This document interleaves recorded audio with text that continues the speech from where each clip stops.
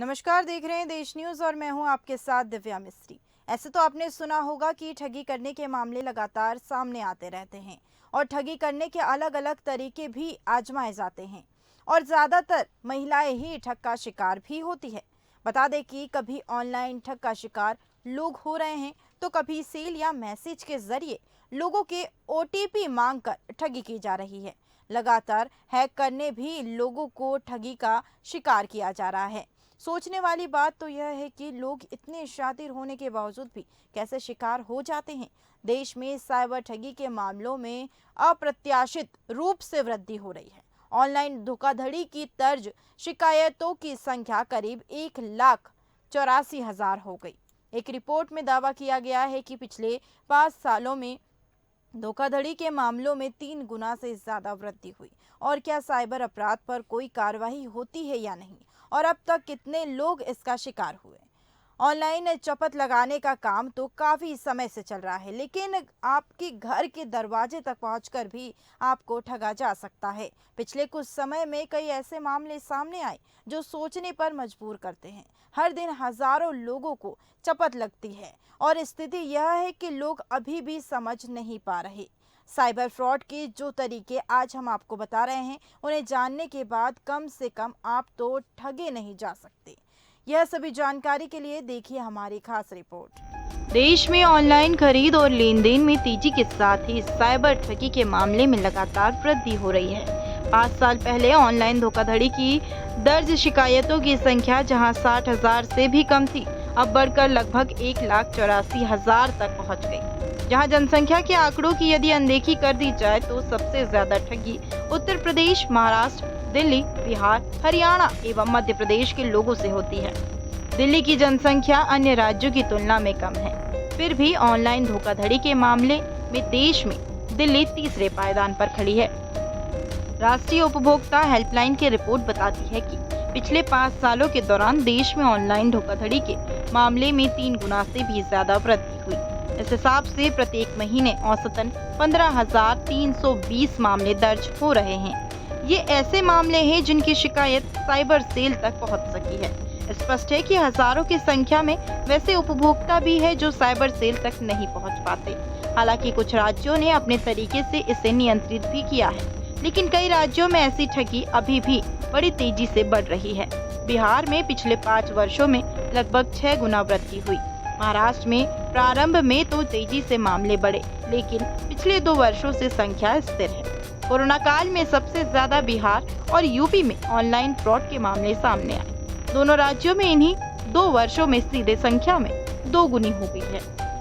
सबसे अधिक शिक्षित लोग इसका शिकार हो रहे हैं। नेशनल क्राइम रिकॉर्ड ब्यूरो के आंकड़े बताते हैं कि ऑनलाइन ठगी का शिकार सबसे अधिक शिक्षित लोग होते हैं।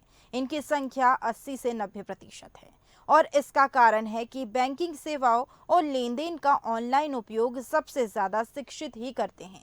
प्रतिदिन बड़ी संख्या में इंजीनियर, डॉक्टर, सरकारी कर्मचारी, सेवानिवृत्त वकील, नेता और यहाँ तक कि पुलिस भी ठगों के चुंगल से बच नहीं पाते। साक्षरता दर में अन्य राज्यों से आगे दिल्ली और केरल में जनसंख्या के अनुपात में ज्यादा लोग साइबर फ्रॉड के शिकार हो रहे हैं। गृह मंत्रालय के निर्देश के मुताबिक उपभोक्ता संरक्षण अधिनियम के तहत ऑनलाइन कारोबार करने वाले सारे संस्थानों को उपभोक्ता शिकायत निवारण व्यवस्था कार्य करना भी अनिवार्य है। शिकायत मिलने के 1 महीने के भीतर समाधान देने का भी निर्देश दिए गए हैं। इसके लिए राष्ट्रीय साइबर अपराध रिपोर्टिंग पोर्टल भी शुरू किया गया। साथ ही एक टोल फ्री नंबर 1930 भी जारी किया गया है। केंद्रीय कानून के आधार पर राज्यों में भी ऐसी व्यवस्था का निर्देश दिए गए हैं। वर्क फ्रॉम होम से ठग। कोरोना काल में एक टर्म काफी ज्यादा पॉपुलर हुआ और वो है वर्क फ्रॉम होम। बहुत से लोग अब ऑफिस जाकर काम नहीं करना चाहते और वे ऐसी जॉब की तलाश में रहते हैं जो घर से की जा सके। लोगों की इस चाहत का फायदा स्कैमर्स उठाते हैं।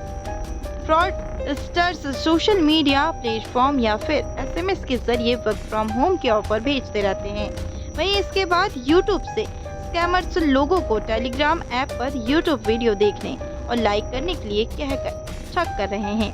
ठग यूट्यूब पर कुछ वीडियो को लाइक करने और निवेश पर लाभ प्राप्त करने की बात कहते हैं। निवेश पर शानदार रिटर्न देने का भी वादा किया जाता है। शुरू में ग्राहक को कमीशन भी दिया जाता है और फिर अच्छी खासी रकम ऐंठ ली जाती है। इसके बाद है सर्च इंजन रिजल्ट। बहुत से लोग अपने बैंकों, बीमा कंपनियों और व्यापारियों के कॉन्टैक्ट डिटेल प्राप्त करने के लिए सर्च इंजन का सहारा लेते हैं।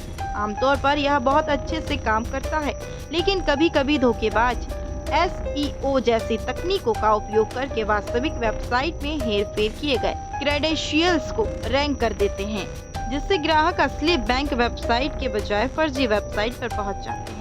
साथ ही पार्सल कैंसिल करने का भी OTP से भी ठग किया जा रहा है। ऑनलाइन शॉपिंग बहुत तेजी से बढ़ती जा रही है, जिसका फायदा फ्रॉडर्स उठा रहे हैं। फ्रॉड्स आपको दरवाजे पर आकर पार्सल देगा। जब आप उसे मना करेंगे कि वह उसका नहीं है, तो कैंसिल करने के लिए आपके फोन पर OTP भेज देता है। फिर आपसे OTP शेयर करने के लिए कहेंगे और बस OTP शेयर करते ही अकाउंट खाली होने में देर नहीं लगेगी। यह तो रहे ठग करने के कई तरीके, लेकिन एक अनोखा तरीका जिसे जानकर हैरान हो जाएंगे। अब ठग घरों पर आकर महिलाओं को इसका शिकार बना रहे हैं। बता दें कि यह ठग सोने चांदी के जेवरात बेचने के बहाने से आएंगे और महिलाओं के साथ ठगी करके फरार हो जाएंगे। जहां ठग सोने चांदी के जेवरात को सस्ता बताकर बेचते हैं और वह जेवरात नकली निकल जाते हैं। लगातार भोपाल में ऐसे मामले देखे जा रहे हैं और पढ़ी लिखी महिलाएं इसका शिकार जल्द ही हो रही हैं, जिसमें नकली सोने चांदी के जेवरात बेचे जा रहे हैं। अब जानते हैं इनसे बचाव के लिए क्या कर सकते हैं। ठगों के अलग अलग हथकंडे और उनसे कैसे करें बचाव। ठगों ने एक ऐसे अनोखे ठगी के हथकंडे निकाले हैं, अगर थोड़ी सी भी असावधानी बरती तो और आपने अपनी जानकारी शेयर करने की गलती की तो आप ठगी के शिकार हो जाएंगे। इससे कैसे बचा जा सकता है? बैंक कॉल के नाम पर भी ठगी की जा रही है। बैंक की तरफ से फर्जी कॉल के नाम पर शातिर ठग लोगों से उनके खाते, ATM से संबंधित डिटेल मांगते हैं। वो आपको बताते हैं कि आपका अकाउंट या ATM बंद होने वाला है और अगर उसे जारी रखना है तो उनसे संबंधित जानकारियां उन्हें दे। अगर आपने उन्हें मांगी गई जानकारियां साझा कर दी है तो वो एक झटके में पूरा अकाउंट खाली कर देंगे। सभी बैंक इस तरह की ठगी से लोगों को सावधान करने के लिए मैसेज के जरिए लोगों को बताते रहते हैं कि वह कभी भी फोन कॉल करके अपने ग्राहक से डिटेल नहीं मांगते। इसलिए कभी भी इस तरह कॉल पर भरोसा करके जानकारियां साझा ना करें। मैसेज लिंक के जरिए कई बार हमारे WhatsApp या सामान्य मैसेज इनबॉक्स में भारी भरकम इनामी राशि जीतने या कोई बेहद महंगी चीज चंद रुपए में मिलने का मैसेज लिंक के साथ आता है। मैसेज में उस लिंक पर क्लिक करने के लिए कहा जाता है। अगर आप उस लिंक पर क्लिक करते हैं और उसमें मांगी गई जानकारियां भर देते हैं तो भी आपके बैंक अकाउंट से ठगों के द्वारा पैसे साफ कर दिए जाते हैं। आपको ये समझना होगा कि इतनी महंगी चीज या इतना बड़ा इनाम कोई यूं ही आपको क्यों देगा, और यही संदेह आपको ठगी का शिकार होने से बचा सकता है। सोशल मीडिया अकाउंट हैक करके या डमी बनाकर भी ठगी की जा रही है। इस तरह की ठगी आजकल बहुत ही आम है। ठगों के द्वारा किसी भी व्यक्ति के नाम का फर्जी सोशल मीडिया अकाउंट बनाया जा रहा है या फिर उनका अकाउंट हैक कर लिया जाता है। उनके बाद जिसके नाम से अकाउंट बनाया है या जिनका अकाउंट हैक किया है, उनके जानकारों को फ्रॉड लिस्ट में शामिल करके उन्हें मैसेज भेजकर सबको जरूरत की बात बोलकर उधार रुपए मांगते हैं। कुछ जानकार इस झांसे में भी आ जाते हैं और बिना सोचे समझे पैसे भी दे देते हैं। हाल ही में इस तरह के अनगिनत मामले सामने आए। यहाँ आपके लिए सोचने की बात यह है कि अगर पैसे मांगने वाला आपका बहुत नज़दीकी व्यक्ति है तो वह आपसे सीधे कॉल करके या अन्य तरीके से संपर्क कर पैसे मांगेगा। हो सकता है उसके पास आपका नंबर ना हो तो वह सोशल मीडिया अकाउंट से आपके नंबर मांग सकता है। ऐसे में आपको बहुत सतर्क रहने की भी ज़रूरत है। बिना जांच परखे पैसे न दे, अन्यथा आप ठगी का शिकार हो सकते हैं। कई अन्य तरीके हैं जिनके जरिए भी लोगों को ठगा जा रहा है, जैसे भावनात्मक अपील का पोस्ट लिंक के साथ वायरल करके। इस तरह की अपीलें कई बार सही भी होती है, लेकिन लिंक पर जाने से पहले या पैसे अकाउंट में डालने से पहले हमें सोर्स को पूरी तरह जांच परख लेना चाहिए। इसके अलावा अगर आप ठगी के शिकार हो रहे हैं तो इसकी जानकारी पुलिस को ज़रूर दें और विशेष तौर पर महिलाएं ध्यान रखें कि घर पर अगर कोई सोने चांदी के जेवरात कम दामों में बेच रहा है तो तुरंत पुलिस को इसकी सूचना दें और शिकार होने से बचें। नमस्कार।